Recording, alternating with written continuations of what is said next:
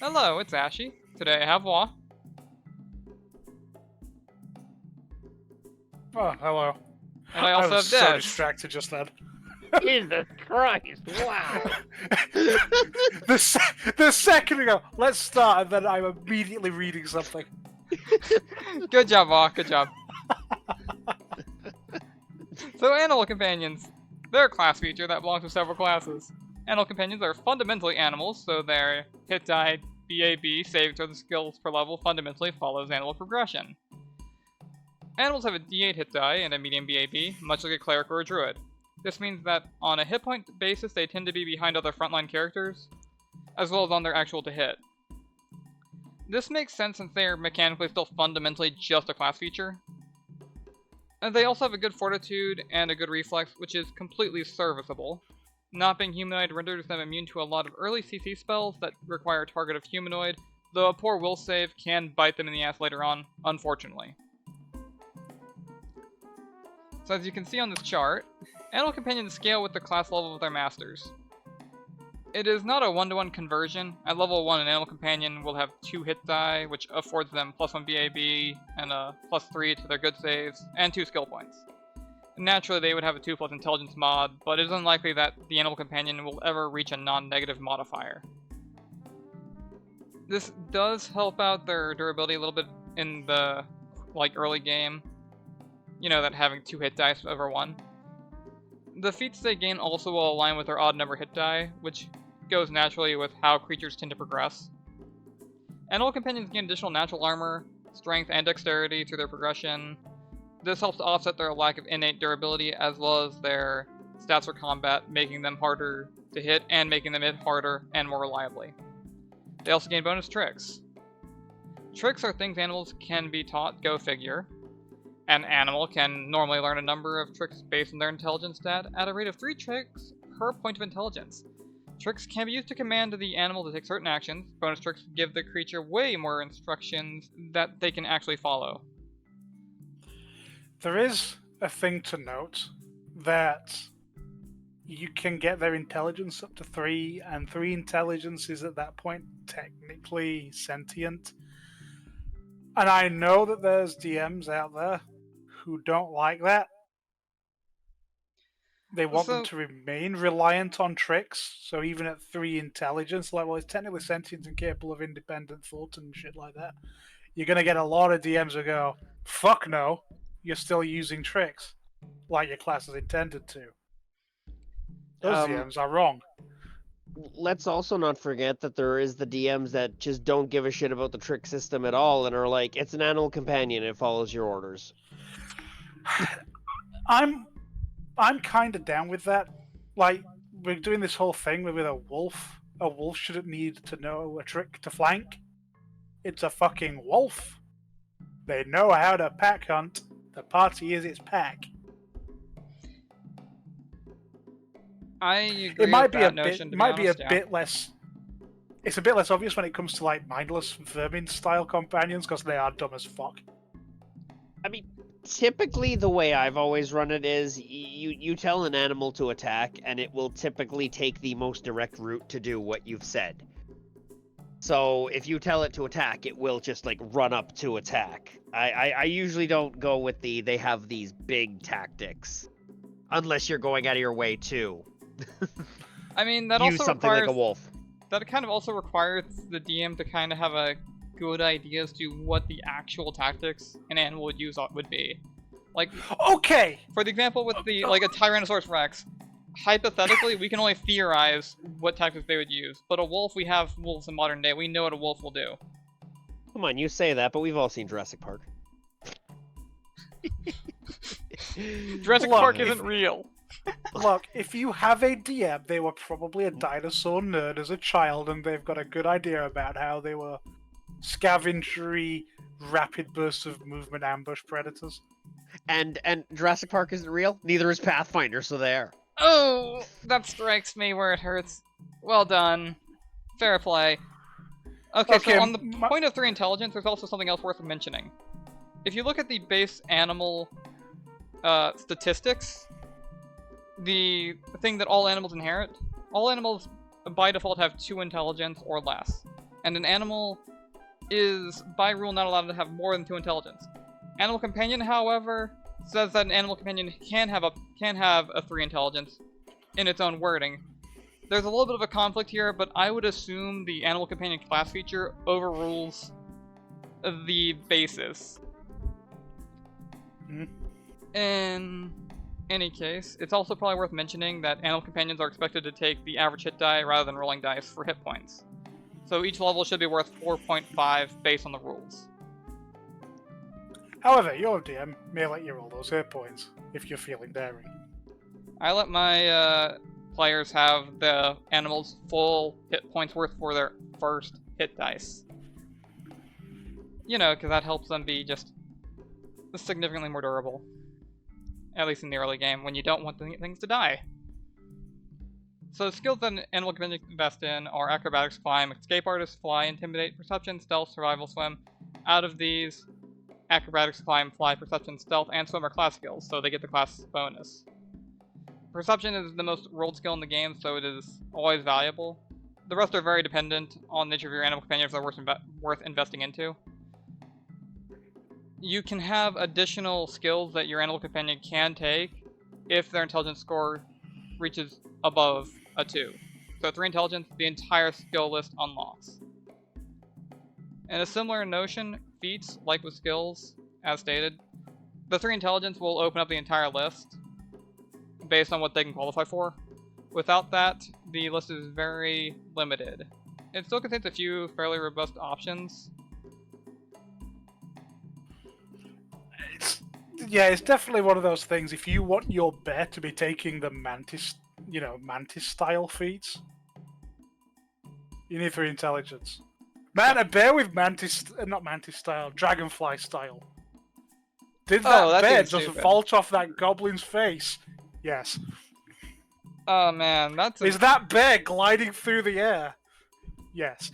That's an image to have.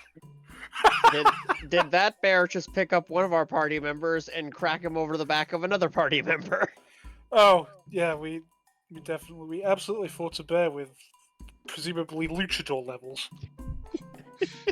Hey, it was a good time. I don't think anybody's mad about that. So, to talk about the feats that they can take innately, without that 3 intelligence, acrobatic, athletic, stealthy, and skill focus, they're all skill boosting feats. They should probably be low priority unless your companion is doing some kind of weird build that sits around them. Even then, I'd probably still consider them lower priority than your actual combat feats. Great Fortitude, Lightning Reflexes, Iron Will, they're also like save boosting feats, and the +2 can be tempting, but again, unless you can build off of them, they shouldn't be high priority either. Endurance is a very okay feat. It gives several bonuses to specific checks and saves to avoid non-lethal damage from environmental effects, swimming, running, marching, starving, thirsting, damage from suffocation. It would also let them sleep in medium armor without fatigue. Should the DM be enforcing rules for all of these specific checks and environmental effects, endurance could be worthwhile. Otherwise, you can probably pass it up. Sleeping in medium can be okay, but that typically is better for an actual person, because in order to get that animal companion in a medium, you need to do some feat investment. It also will build into Die Hard, which can have potential later in the game, but early game, Die Hard's a little bit of a trap early, since it leads you to fighting to the death. Because you can't justify leaving a player lying unconscious if they're still standing on their feet stabbing you. So anything with Die Hard probably is going to get killed if it ever gets to that point. I mean, to be fair though, you also end up with companions that have got ferocity, and you kind of hit that point anyway. Yeah, but normally those are level 7 unlocks, which at that point, getting it is less problematic. And just letting it fight to the death at that point no longer really matters. I suppose. So speaking of armor, light, medium, and heavy. They're all proficiencies that you can get. They have to stack on each other. It could be good for stacking AC, or it could be thematic because a ape or a bear in full plate sounds really cool. On the light end though, like if you wanted to wear armor without investing in feet, you can essentially ignore the proficiency, since leather armor barding has no armor check penalty, Masterwork studded leather has no armor check penalty. And if you started investing in some mithril, you could go chain shirts or even armored coats, and those just become options.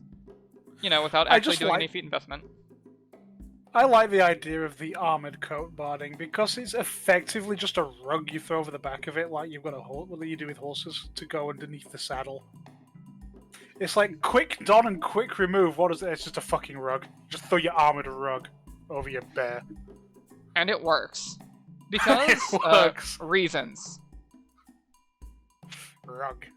So yeah, armor, you can abuse it without actual feats, is where I'm going. Oh, to mention, there's not just mithril. There is Darkleaf and Darkwood for non-metal armors. Yeah. I don't see many people using those unless they were trying to do some fur or some hide armor at the medium level. Well, if you want to... I'm just thinking. No, you're right, because if you only masterwork on your leathers and your studders, then it doesn't matter anyway. Yeah. It's an option. It's an option. I mean, it could let you get the higher dexterity bonuses on some of the lower dex armors. True. It could. So it could be valuable on studded leather, since studded leather will cap out sooner, and some animal companions might actually meet that point of they need more. Back to the point. Dodge, mobility, spring attack. This is a feat tree. It's a reasonable feat tree to invest in. Dodge gives you a little AC. Mobility will give you some situational AC against attacks of opportunity, provoked by, like, movement and whatnot. And, spring attack would let them step in, attack, and step out. It could be worthwhile. Could be. It's decent on stuff like wolves because they step in, bite, trip, and then leave. Yeah. And then we have blind fight. Blind fight is it's also kind of decent since attacking enemies with concealment happens a good bit. Though a lot of, I'll put this in quotation, powerful magic of like level 2, level 3, maybe even level 4 spells will foil blind sight. And an animal companion, it's harder to justify as having their eyes closed and just swinging at things. Unless it's got 3 intelligence. Unless it's got 3 intelligence, and then it's like, oh yes, you're hard to see, but if I close my eyes, you're just as hard to see, but now I'm benefiting from my feet. Ha. Remember, if it has 3 intelligence, it can make any decision you could make. I mean, I think I'd still qualify that one with a within reason, but just about any decision, yeah. Oh, you mean for feats and such? Yes. Well, I meant tactical decisions like that. To be fair, they also have instinct, so I imagine they could make better tactical decisions than the average person. Actually true. Oof. The average human does not have weird pack-based animalistic instincts. No, we absolutely do. We just have monkey instincts, though. They're distinctly different. Hey, we can gang up on each other and yell at each other. That's our instincts, right? That works. And pick up rocks. Hey, picking up rocks launch us through the evolutionary tree. You take that shit back. You know what didn't? Picking up that rock and using it to defend the fucking richest, loudest monkey. Anyways, combat reflexes. It's a solid choice for an animal companion that has, or will gain reach. You know, one that can generally threaten a wide area around itself. It's good for an animal companion like that, just like it's good for polearms. Making attacks of opportunity against things moving through its threatened squares. Improved bull rush and improved overrun are also, like, pretty okay. They can give an animal companion an additional option other than just attack as much as possible. And they also build out a power attack, which is a great feat on its own, and not bad for a strength stacking animal companion. They'll allow it to just do significantly more damage, if it can reliably land its shots. Improved initiative is also here, which is alright. It's a choice for speeding an animal companion in combat. And it's especially good if you're not sure what else is good. Improved natural attack, also very solid. Great for animal companions with one big attack, or many of the same attack. It can be taken more than once to cover multiple attack forms. It's at its highest value of boosting an attack that's already at a base of D8 or higher. Because that's when you're jumping 2 steps, not just 1. That's when you get into the 2d6 and your dude just has a bunch of greatswords strapped to each limb. Yeah. This is where we go back to that, that melding mace. Ah, yes. You just need to figure out a way to get your animal companion to be able to wield it. But I'm pretty sure you can do evolve companion and give them a hand. Or if they're a monkey. No, they can't wild shape though. They can't. That's true. Okay, never mind. So That improved doesn't natural, work. You have to wild shape it. improved natural armor is also here, which can boost natural armor by +1. It's an option. I'd argue it's not great. Could be valid. Intimidating prowess, however, goes back to like the strength stacker, turning strength score into a big intimidate check. On the dexterity side, agile maneuvers can potentially help with combat maneuvers for dexterity-based animal companions. Though the native options here pretty much key off of power attack, which makes it awkward. Mm-hmm. Yeah, it's one of those, like several here, that are good if you're investing in 3 intelligence already, but at that point you can take better options. Weapon finesse, however, is pretty much essential for any dexterity-reliant animal companion that is engaging in combat, which is all of them. Now, to Surely, be entirely certainly. fair, that weapon finesse is also completely mandatory in any dex-based character wanting to be in combat. Oh, you mean all of them? Yeah. I was gonna say, I mean, let's be fair. Dexterity does a lot more for you than strength does overall. You take that back. How could you say that about my strength boys? Strength monk or bust. Dex months. I clearly dumped intelligence. Look, I was about to say, we found who dumped intelligence. look at poor Misery's cute face and tell her her strength is bad. I mean, it's just less valuable than if her dex was that high. How could you say that? Her AP I would don't still be think trash. you can't put out misery numbers with dexterity. No, but you can put out good numbers without also having, like, what, an 18 AC? She doesn't need 8. She doesn't need AC. She's got like 300 fucking hit points. She does have like a base of 295 exactly right now. Yeah. Who needs AC? What possible benefit could AC even have for her right now? She regenerates like fucking Deadpool. She frequently breaches. Hey, let's be fair. I don't think any other DM would allow the shenanigans that we've had in order to have enough money to make Misery into this monster and still all of us be effective. I was just having a crafter. Yeah, it might be. And Des might have a point there then.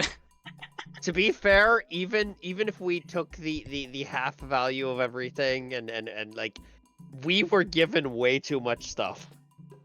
Way too much stuff. Okay, well, when the DM puts optional story-based Ultra Giga bosses into it, with Ultra Giga gear to survive our Ultra Giga party, and then we steal all their stuff, that's not our fault. That's just a natural progression of fighting an Ultra Giga boss with Ultra Giga items. You kill it and you take his shit. That's how D&D works. You kill the boss, you get their stuff. Now, if a DM wanted an Ultra Giga boss with Ultra Giga gear, but didn't want the players to have the gear, then they better reconsider what they're doing, because the players fucking earned that by killing his ass. So anyway. Alright, so toughness. Toughness. It can help in combat by boosting durability, but it caps out lower than like a real class due to the scaling. And thus, other options probably more appealing. We also have weapon focus here. It's decent. A +1 to hit with a specific natural attack, which can be valuable if your companion has significant numbers of one type of attack. Oh, and run also exists. Run exists. And maybe run is decent on, say, you've got your giant Rex that is also the party's horse, and you need to cover a lot of ground. I mean, like maybe. Run endurance. If it is specifically also being used as a pack animal in some weird time-sensitive campaign where you need to be running across the country at speeds, it could work. I mean, yeah. Run and endurance can make that Rex run very fast, very far, very quickly. So run essentially, I think its big thing, if I am recalling correctly, is that it just boosts your run distance by an extra, degree. I.e., normally you can run at, like, say, an X4, it would let you run at an X5. X5 of your like base movement speed. So now, let's get into talking about some class features. A link helps a master control their companion by giving them the ability to instruct as a free action. That's a DC 10. Or push as a move action. That's a DC 25. Pushing is where you try to get an animal to use a trick that it doesn't know. The master can do this without any ranks in handle animal, and they gain a +4 circumstance bonus to their wild empathy and their handle animal checks for controlling their companion. Share spells will allow a caster master to cast personal spells on their companion with a range of touch, and spells that the animal companion can't naturally be the target for, an example being enlarged person, because that can normally only target humanoids and not animals.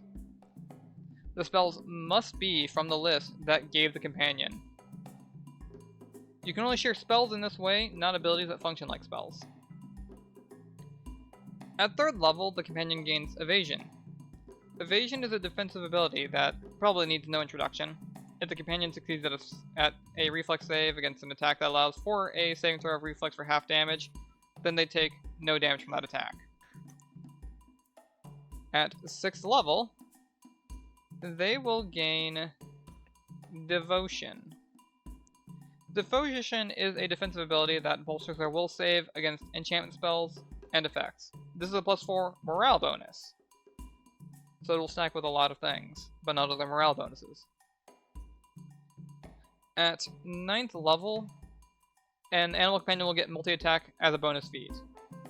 This reduces the penalty for secondary natural attacks the animal companion may have. If they don't have secondary natural attacks, this multi-attack feat does not matter. If they only have one natural attack, the multi-attack feat does not matter. But on animal companions where it does matter, it's a very nice thing to just have. I'm trying to think of animal companions that have secondaries. Horses do. Like the only They're hooves. Fuck horses. No one likes Deinonychus would. Their horses. foreclaws are secondary. Really? Yeah. Oh. There's actually Okay. there's actually a surprising number, but it's hard to think of any good ones because there's also just a huge list of animal companions. I mean, true, but I was going to say I tend to run very specific animal companions that don't have that. I mean, it's either an Anki for stun, a Fairy because tickle chicken, Rex, Warcat. It could be relevant Balls for an of ape murder. if they're wielding a weapon in their primary hand and have their other hand empty, or if they gain a bite attack from another means. Yeah, I was going to say, there is ways of getting secondary attacks, either through items or feats or something. There are ways of gaining them after the fact. Yeah. But you're generally... I was going to say you're generally planning around using them in a different way, but no, you get multi-attack, so you can absolutely just roll it in. Yeah. It becomes a -2 penalty, right? Instead of Yeah, -5. instead of a -5, yes. Yeah, it becomes Because just -2, kind of like standard iterative penalty. kind of like 2-weapon fighting does usually. No. And then finally at 15, they gain improved evasion.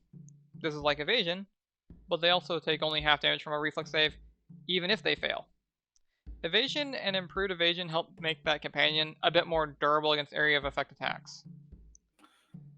It helps with the fireballs. Animal companions will also gain ability score improvements. They gain them at like 4, 8, 12, and 16 hit die for a total of 4 at level 20. They get feats every odd level. Yep. Like a character. And it's important to mention, animal companions in general, they just have a boon that's based on the type of animal that they are coming from, that they gain at either 4th level or 7th level. We're not covering them here because there's too many animals to cover in one video. And essentially these boons will grant them more stats and more like abilities or enhanced abilities that they already possess. Like their claw attack might go from a D4 to a D6, and if they have a bite and a claw, it might go D6 to D8, D4, D6, and they'll probably gain a shitload of stats if they're good. And that's essentially all that I intend to talk about today. Any final thoughts about these abilities? No. not really, because all the interesting things that come from Animal Companion is either doing shit like Strong Jaw, Lockjaw on them, but it needs to be applied to the correct Animal Companion anyway. Like, anything interesting actually comes out of what you're doing with it and what it is. The only thing that matters about the master, the character, is that you get one. Or maybe an archetype. Yeah. Yeah, I'm gonna mention archetypes for companions heavily because, like, some of these you may have noticed, like, the spellcaster ability here. Mm-hmm. Yeah, like this this share spells does nothing if you're a cavalier, No, fucking nothing. and That's all. thus it would be beneficial to find an archetype for cavalier animal companion that ditches that for an ability that they can actually make use of. Like Charger. And yeah, unsurprisingly, the animal companion archetypes add a lot more flexibility to your animal companion by just trading out the features you don't want for features that will actually benefit you. So, the class feature itself, and what we've talked about, kinda fucking boring. What we're about to talk about, very fun. Oh yeah, I can't wait to actually get into the animal companions, break them open. Oh, This'll be that'll be a good time. It'll be a good time. It'll be a long time. It'd be good and long, like sex. Unless it's Come with on me, now. Then it's about 2 or 3 minutes, and then I roll over and go to sleep.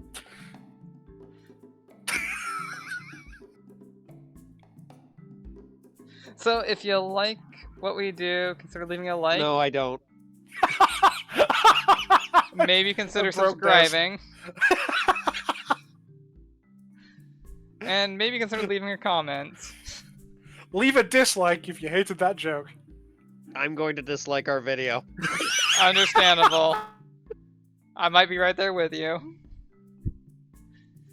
Man. Bye, everyone. Bye. Bye.